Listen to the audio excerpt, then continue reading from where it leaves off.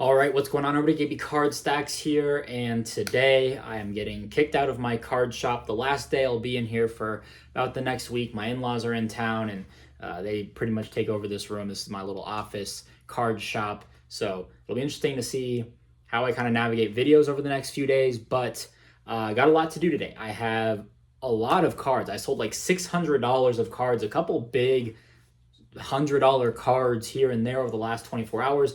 I need to pluck all those. We'll ship them.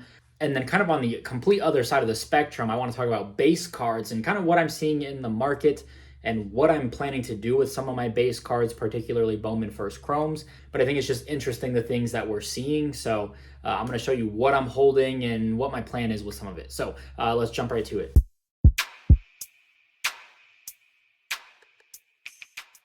First card here. DJ Lagway, Blue Wave, got this at the show. I averaged about $4, got an offer at $13. I'm going to take it. So that one's nice. And then this was the biggest one, Arch Manning, NIL. And actually, I got my Julian Sayin. It actually returned. We'll open that up today as well. Got this for $265, I would say, on Panini's website.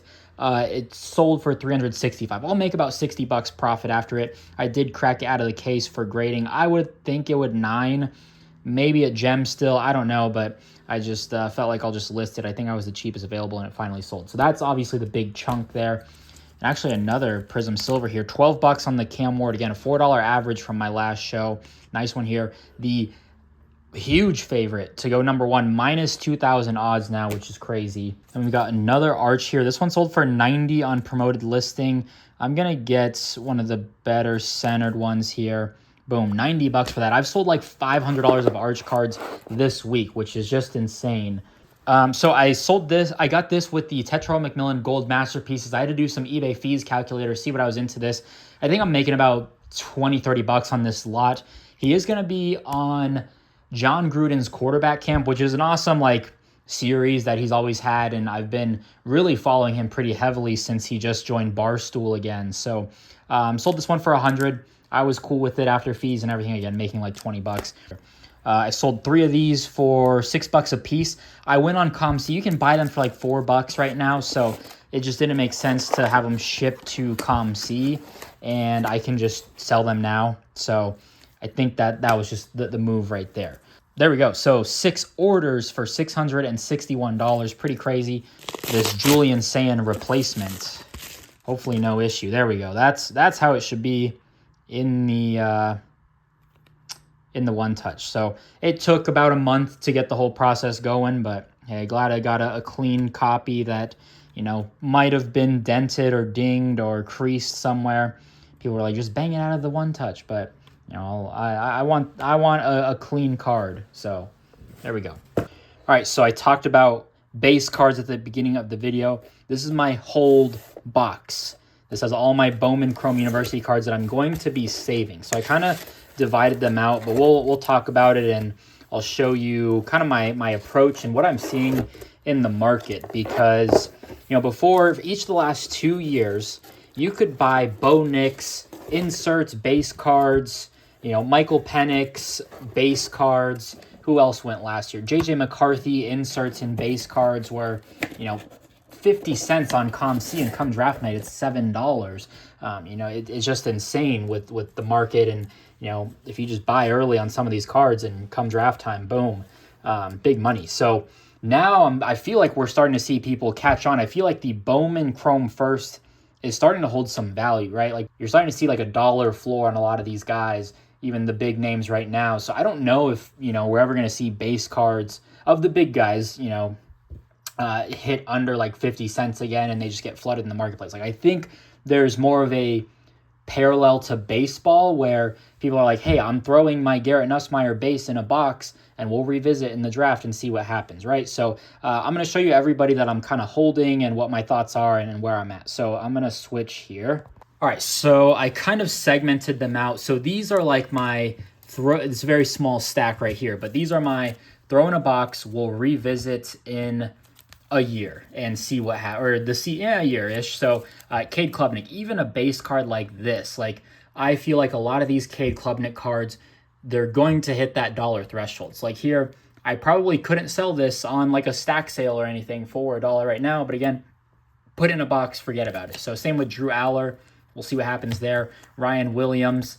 I'm not a huge Ryan Williams fan. I understand I'm a Jalen Milroe non-believer, at least from a college perspective, but and that should not be held against Ryan Williams. But the lack of production towards the end, like I think his prices were up there. Amazing talent, very talented receiver, but at least from a production standpoint, like after Georgia, did not have a whole lot of production. What he does for the offense opens things up, sure, does all that, but at least from a production standpoint, a little disappointing for where his prices are. His base autos like $50-$60. Garrett Nussmeier, boom. So now it's almost like if I see these in a dollar box, I'm probably buying them now. Before, I would never really pay up for a dollar on base cards unless I felt good about like a Shadur going, potentially number one at one point, a Bo Nix and all those guys, like getting ready for the draft. Like now taking these dart throws, we'll see. A lot of Nico, for whatever reason. I'm not a huge Nico guy, but it's there. Jeremiah Love should be the best running back in the country, I would say.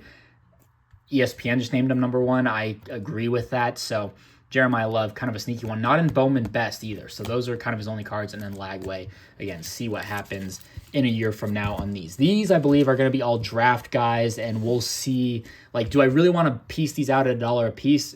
Probably not, but I'm probably just going to list them for the draft and see what happens. So, like a Dylan Gabriel, Oregon quarterback, college football playoffs, I don't hate just holding these, and could these sell for $1? Could I lot these up at, $5, plain white envelope? Sure. Seth Hennigan, kind of a wild card. So just going with that there. Ollie Gordon, I think, could be a sneaky little play for the draft. He is like card number, 197. He's towards the end of it, and I have a lot of these. So I think he could be a little sneaky. Omari and Hampton, I think these will be north of $1, so I'm stocking up on those.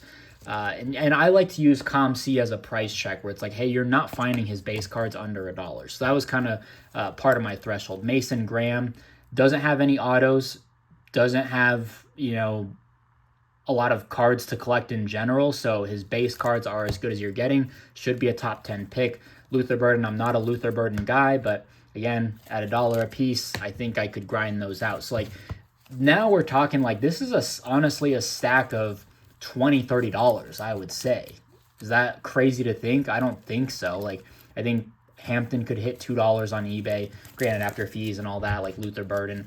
Cam Scadaboo currently sells for $4. Like there's money in the volume of base cards is basically what I'm trying to get at. Xavier Restrepo, I think, is going to be a phenomenal NFL player.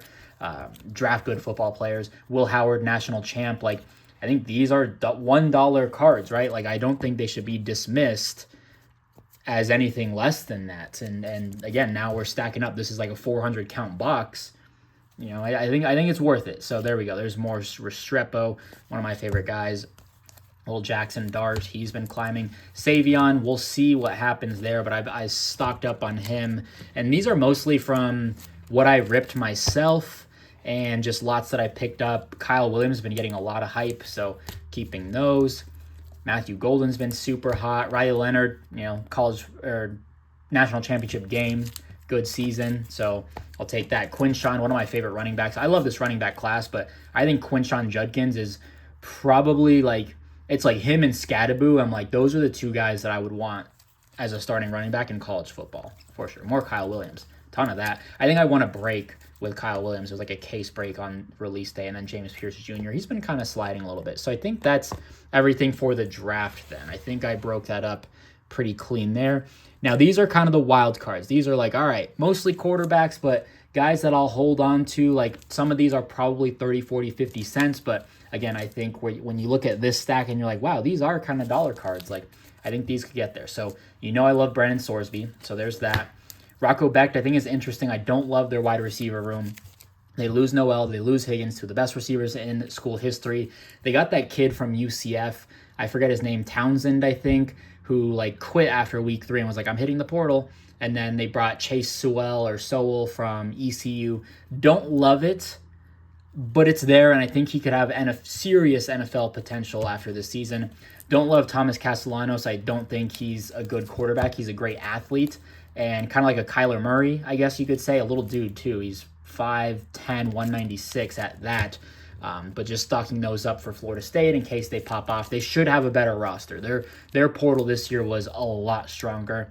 Mikey Keene, hopefully he wins the job. I was told he was hurt. I'm a big Mikey Keene guy. I love him, man. Never lost a game in high school. Don't forget that. Kyron Drones, I think, could be sneaky. A lot of hype last season and just didn't live up to it.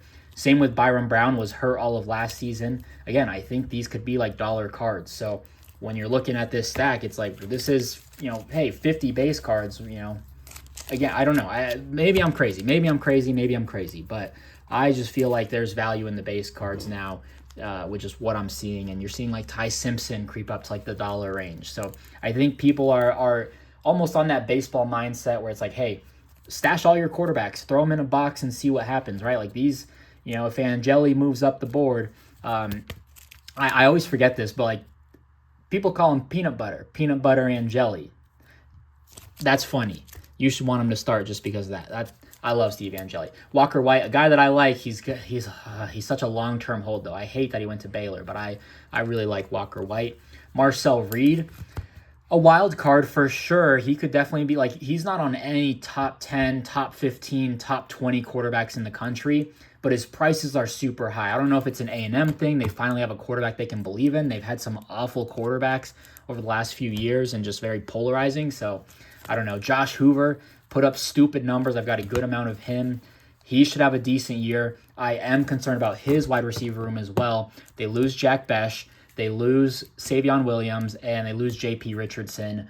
I don't know. They bring in Joseph Manjack from Houston, who I think is another little sneaky play. I would be curious to see if I held on to his base cards, but I think that's an interesting one. Jaden Maeva, I'm not a Maeva guy. He came over from UNLV. He looked pretty rough in most of his games. I thought he looked better than Marcel Reed in the bowl game. I think some of his interceptions were not his fault. I'll be interested to see what he does with his depleted wide receiver room. They lose Deuce Robinson. He's at Florida State. That's a good pickup. Kyron Hudson went to Penn State. They bring back Mekhi Lemon, and they've got the other receiver who I'm blanking on. But Noah Fida, I don't know, just in case. I'm not... Arizona's going to win maybe 4 games, I imagine. It's a sink or swim. Caden Salter, another one of those, we'll see. Interesting. Like, these are interesting cards just to hold in prospect. Like, if I see these for 25 cents, I'll pick them up. Nothing crazy, though. I'm probably not paying 50 cents a card. Aiden Childs, another one of those wild cards. So those are all the quarterbacks. And then we've got Eric Singleton at Auburn. They say he's the #1 transfer portal receiver. I'm not buying it. He had 1 touchdown in ACC play. I need more from you, man. If you're going to have those recruiting accolades, I love Eric Singleton, and I wish he stayed at Georgia Tech. But to be that hyped up, I'm like, I'm kind of out. Nick Anderson now at LSU. I think he could be solid. Just hurt all of last season, which is unfortunate. CJ Baxter. Now we're in running backs here, if you couldn't notice. CJ Baxter tore his ACL, and there's Quinn Witherspoon or something is going to be the other running back there who should be pretty solid. Jamal Haynes, I love Jamal Haynes. I love Georgia Tech, so that's there. Carnell Tate, we'll see. I don't know. I only have 1 base card of his, which is unusual. I talked about this guy in my previous video, Mark Fletcher. I'm holding his base cards. I like Mark Fletcher. I think he showed promise as a sophomore. I think they've got another little running back. I meant to look that up the other day, but someone that kind of... this is my most questionable pull, I feel. There's Sorsby in here, I guess, but like Mark Fletcher was like the true bottom of the, maybe I shouldn't. All right, Dylan Thieneman should be like wide receiver, safety 1 in terms of like way too early 2026 mock drafts. Like that's how good he is. He's at Oregon, so I don't know. KJ Bolden, the #1 safety in the country from the recruiting websites, and I really like this film. Out of Buford High School, I talked about him a lot, and people were clowning on me for buying Buford High School cards of KJ Bolden. I'm like, dude, he's going to start, I imagine, and play a big role, kind of like a Caleb Downs, and he's been doing really well, so that's a nice one there. Ruben Bain, I've talked about him in my videos. Just from what you're seeing in way too early mock drafts right now, he's a top 3 edge guy. Edge guys do go up pretty quick in the draft, so we'll see. And then Trey Moore. This is another little wild card, but I think I've talked about him. I picked up a gold auto recently. So again, these are, if I see the 25 cents, another guy with like 25 cents, sure. A lot of these guys, though, if I see them at 50 cents, even 75 cents, I'm maybe not some of these running backs, but quarterbacks for sure. I think now I'm in a mode where it's like 75 cents on some of these guys at the threshold. I'm definitely picking up. So that's my approach with base cards. I don't know what made me think of it. I've been buying base on ComC a lot, so that kind of put me in that mindset, I suppose. All right, so thanks for coming to my TED Talk about base cards. Hopefully you learned something new about one of those players. And if you, this is why I create the videos, because if you see them out, if you see some of these cards and they're underpriced in the value bin, like I said, college cards, a lot of people would dismiss them, and it's like, hey, you get enough Garrett Nussmeier base cards in a quarter bin or a 50-cent bin, someone who's like no clue about college cards and they don't care. Hey, let's take advantage of that. I love when people are like, hey, I saw you talking about this guy in a video, and it's, this odd, what I think someone, what did someone say the other day?